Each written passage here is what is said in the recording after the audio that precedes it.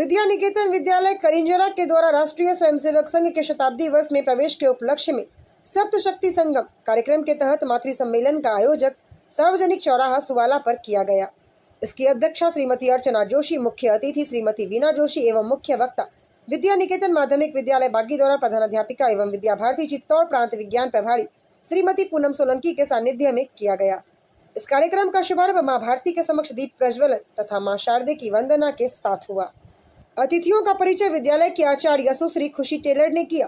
अतिथियों का स्वागत श्रीमती जशोदा डामोर एवं सुश्री साक्षी टेलर ने तिलक लगाकर एवं उपरना द्वारा किया। मुख्य वक्ता पूनम सोलंकी ने उपस्थित मातृशक्तियों से कहा वे अपने भीतर निहित शक्तियों को जगाकर राष्ट्र, समाज और परिवार के साथ संपूर्ण विश्व की दशा एवं दिशा बदलने के सामर्थ्य को पहचानना वर्तमान युग में इसकी महत्ती आवश्यकता है। हमारे त्योहार, पर्यावरण आदि के संरक्षण के साथ कुटुंब प्रबोधन की वर्तमान में उपयोगिता पर प्रकाश डाला। हमारे देवी देवता, मंदिरों, महापुरुषों, वीरांगनाओं, भारतीय संस्कृति आदि कई विषयों के बारे में हमारे बच्चों से भी चर्चा करनी चाहिए, जिसमें वह समझ सके हमारी संस्कृति ही हमारी विरासत है। कार्यक्रम की मुख्य अतिथि श्रीमती वीना जोशी ने उपस्थित माताओं को संकल्प दिलवाया। इसमें सुश्री अदिति उपाध्याय द्वारा प्रश्नोत्तर पूछे गए और साथ ही उत्तर बताने वाली माताओं को पुरस्कार भी प्रदान किए। इस कार्यक्रम को सफल बनाने में वीना पाटीदार, जिम्मी पाटीदार आदि का सराहनीय सहयोग प्राप्त हुआ। कार्यक्रम में कुल 104 मातृशक्तियों की उपस्थिति रही। कार्यक्रम का संचालन सुश्री प्रियल यादव ने किया और आभार श्रीमती अर्चना जोशी ने माना। मंदिर में पूजा करने के लिए गई हुई थी। पहले तो कौन सी गाड़ी थी, कार थी, मोटरसाइकिल थी, नहीं थी ना। तो जीजा माता पैदल पैदल ही पूजा करने के लिए गई हुई थी। तो इतने में शिवाजी महाराज पालने में झूल रहे थे, सोए हुए थे। तो अचानक माता जाती है पूजा करने और शिवाजी महाराज क्या होते हैं, जग जाते हैं, रोना शुरू करते हैं। तो छोटे छोटे उनके दांत मुंह में निकल चुके थे उस समय, ठीक है। शिवाजी महाराज के रोना शुरू करते हैं, चुप ही नहीं होते हैं। तो उनके यहाँ पे दासी जो दाई माँ होती है ना, जो बच्चे को रखने के लिए राजा महाराजाओं के घर में होती है, तो उन्होंने क्या किया कि बालक तो चुप ही नहीं हो रहा है, तो क्या नहीं है, तो मैं बता देती हूँ आपको। अभी अपना राष्ट्रीय स्वयंसेवक संघ विश्व का सबसे बड़ा संगठन है ना, उसके स्थापना के 100 वर्ष पूरे हुए और उस 100 वर्ष पूरे होने पर संघ ने बहुत सारे कार्यक्रम, बहुत सारे संकल्प लिए हैं। और उसी कार्यक्रम के अंतर्गत विद्या भारती संगठन जो है वो राष्ट्रीय स्वयंसेवक संघ का ही एक शैक्षिक संगठन है, उसी की एक शाखा है।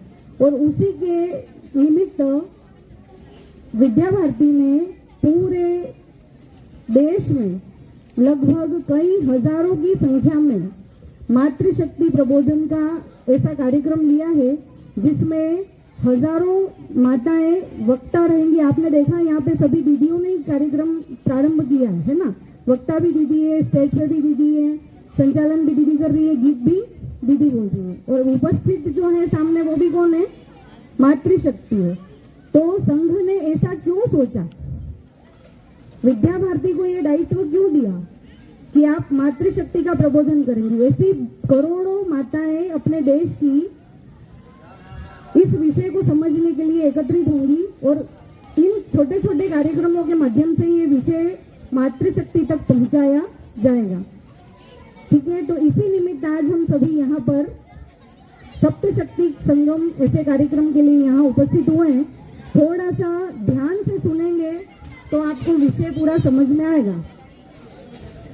इसकी आवश्यकता क्यों पड़ी, आपने पौराणिक समय में अपनी भारतीय नारियों के बारे में पढ़ रखा है, सुन रखा है, टीवी में देख रखा है कि हमारी जो देश की महिलाएं थी, ठीक है, दुर्गा माँ, काली माँ है ना, सरस्वती माँ, लक्ष्मी माँ, और उसके बाद भी उनको महिलाओं को देवी के रूप में पूजा जाता है।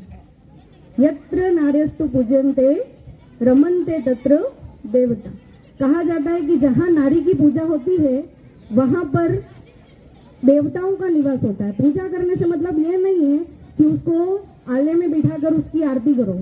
पूजा का मतलब होता है उसका सम्मान करना, उसका सत्कार करना, उसकी रक्षा करना, ये होता है उसका सम्मान। ठीक है, ये होती है उसकी पूजा। तो जहाँ पर नारी का सम्मान होता है वहाँ पर सभी प्रकार के देवताओं का निवास होता है।